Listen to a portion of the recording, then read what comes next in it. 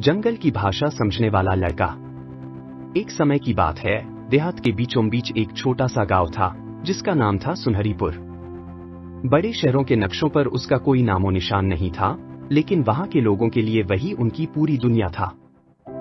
दूर से देखने पर सुनहरीपुर एक रंग बिरंगी रजाई जैसा लगता था।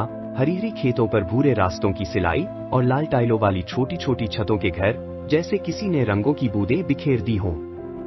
सुबह होते ही मिट्टी के चूल्हों से धुआं उठता और ताजी रोटियों की खुशबू हवा में घुल जाती। मुर्गे बांग देते, भैंसें सुड़कती और बच्चे स्कूल जाते हुए हंसते खिलखिलाते।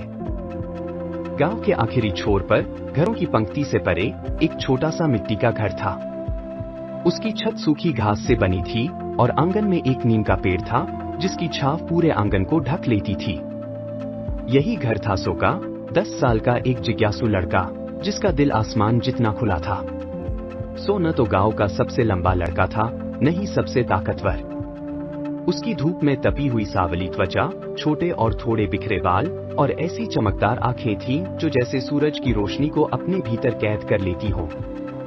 वह तेज दौड़ता था, पैरों की लंबाई से नहीं, बल्कि इसलिए कि उसका मन हमेशा नई रोमांचक बातों की तरफ भागता रहता था। लेकिन उसके बारे में एक बात सचमुच असाधारण थी, ऐसी बात जिसे सिर्फ उसकी दादी जानती थी। सोनू जानवरों की भाषा समझ सकता था। सिर्फ इतना नहीं कि उसे जानवर पसंद थे, बहुत से बच्चों को बिल्लियों कुत्तों को खाना खिलाना या गौरैया को फुदकते देखना अच्छा लगता है। लेकिन सोनू सच में उनकी आवाजें सुन और समझ सकता था, जैसे वे साफ साफ इंसानी जुबान में बात कर रहे हों। जब खेतों में बकरियां मिमियाती तो उसे पता चल जाता कि वे भूखी हैं, प्यास लगी है या बस दूसरी बकरी की गपशप कर रही है। जब छत पर कबूतर गुटरगू करते तो उसे समझ आता कि वे आराम करने वाले हैं या बिल्ली से सावधान कर रहे हैं। यहाँ तक कि छोटे से छोटे कीड़े भी कुछ न कुछ कहते थे, बस चींटियां बहुत अधीर होती थीं, यह उसने सीख लिया था। उस सुबह जब सूरज आलस से खेतों के ऊपर उग रहा था, सोनू आंगन में बाहर आया। नीम के पत्ते धीरे धीरे सरसराए, जैसे कोई राज फुसफुसा रहे हों। उसकी दादी अम्मा जी बरामदे में बैठी रोटियों के लिए आटा बेल रही थी। दूध पी ले, ठंडा हो जाएगा, उन्होंने बिना ऊपर देखे कहा।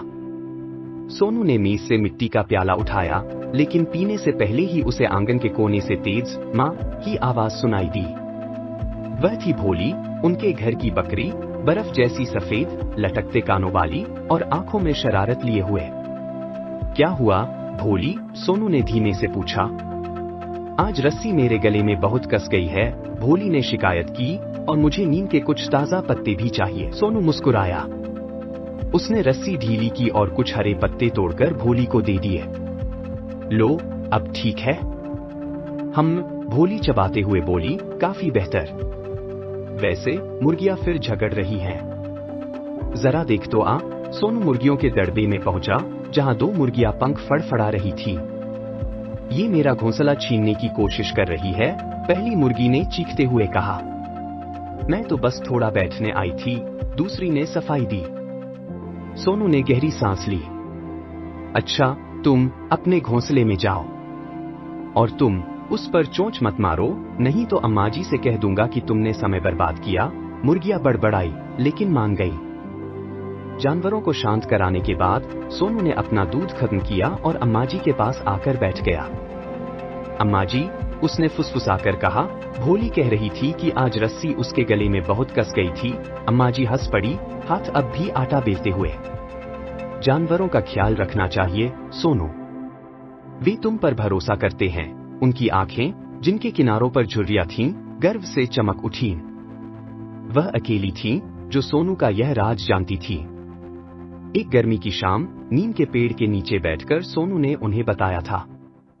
हंसने के बजाय उन्होंने उसका हाथ थामा और कहा, यह भगवान का दिया हुआ वरदान है।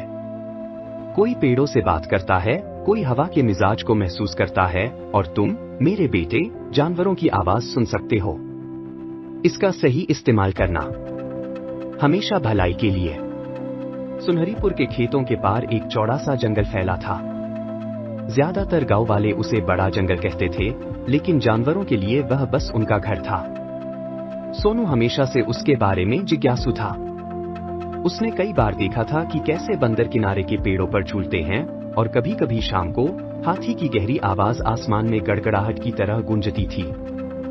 गांव के बड़े लड़के जंगल के बारे में डरावनी बातें करते थे, वहां बाघ रहते हैं, पुराने पेड़ों में भूत बसते हैं, लेकिन सोनू इन भूतों की कहानियों पर विश्वास नहीं करता था।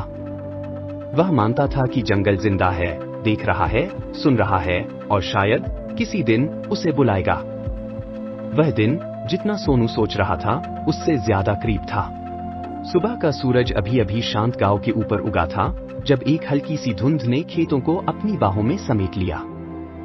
हर घास की पत्ती पर ओस की बूंदें मोतियों सी चमक रही थी। हवा में गीली मिट्टी और ताजे भूसे की महक तैर रही थी। दूर कहीं एक गाय आलस से रंभाई और मुर्गे की आखिरी बांग छत से गूंज उठी। सोनू अपने मिट्टी के घर के बाहर पुरानी लकड़ी की बेंच पर पालथी मारकर बैठा था, हाथ में गरम गरम दूध का प्याला लिए, जिसकी भाप उसके चेहरे को हल्का सा छू रही थी। वह देख रहा था कि कैसे गांव धीरे धीरे जाग रहा है, औरतें कुएं से पानी भर रही हैं, बच्चे मुर्गियों के पीछे भाग रहे हैं और चरवाहा बकरियों को चरागाह की ओर ले जा रहा है। अचानक सुबह की लयबद्ध शांति को पंखों की तेज फड़फड़ाहट ने तोड़ दिया। एक नीला पक्षी, छोटा पर आसमान की बूंद जैसा चमकदार, नीचे झपटा और आकर उसके बिल्कुल पास बैठ गया। उसके पंखों में नीलम और फिरोजा के रंग झिलमिला रहे थे और उसकी काले मोती जैसी आंखें घबराहट में इधर उधर देख रही थी। चिड़िया ने जल्दी जल्दी कहा, सोनो, जंगल में बड़ी मुसीबत आ गई है। हाथियों का राजा घायल हो गया है और उसकी मदद करने वाला कोई नहीं है। सोनो हाफते हुए बोला, उसके साथ क्या हुआ? चिड़िया ने जवाब दिया, वो दलदल में फंस गया है और उसका पैर जख्मी है। अगर जल्दी मदद न मिली तो सोनू दौड़कर दादी के पास गया और इजाजत मांगी। दादी ने बस उसके कंधों पर एक शॉल रखी और कहा, जाओ बेटा, जब नेक काम के लिए जाना हो तो देर नहीं करते। जैसे ही सोनू जंगल में पहुंचा, वह हैरान रह गया। बंदर डाल से डाल झूल रहे थे, खरगोश झाड़ियों के बीच दौड़ रहे थे और हवा में फूलों की मीठी खुशबू घुली हुई थी। लेकिन कई जानवर चिंतित नजर आ रहे थे। रास्ते में एक हिरन ने उसे रोककर कहा, जल्दी करो, हाथी राजा की हालत और बिगड़ रही है। जब सोनू वहां पहुंचा तो उसने देखा कि एक विशाल हाथी दलदल में फंसा हुआ है। उसकी सूंड बेबस होकर ऊपर नीचे हिल रही थी और उसकी आंखों में डर झलक रहा था। सोनू, हाथी ने कराहते हुए कहा, मेरी मदद करो, मेरा पैर घायल है। बिना समय गवाए सोनू ने बंदरों से कहा, जाओ, पेड़ों से लंबी बेलें ले आओ। तोते गांव की ओर उड़ गए ताकि एक मजबूत रस्सी ला सके। सोनू ने चतुराई से बेलों और रस्सी को बांधकर एक मजबूत पट्टा बनाया, जिसे हाथी के पेट के नीचे से लपेटा गया। हाथी ने पूरी ताकत से धक्का दिया और बाकी जानवरों ने खींचा। आखिरकार एक तेज छपाक के साथ वह आजाद हो गया। सोनू ने हाथी का घाव साफ किया और उस पर पट्टी बांध दी। हाथी ने गहरी सांस लेकर राहत की आवाज निकाली, तुमने मेरी जान बचाई है, छोटे दोस्त, मैं इसे कभी नहीं भूलूंगा। उस रात जंगल में जश्न मनाया गया।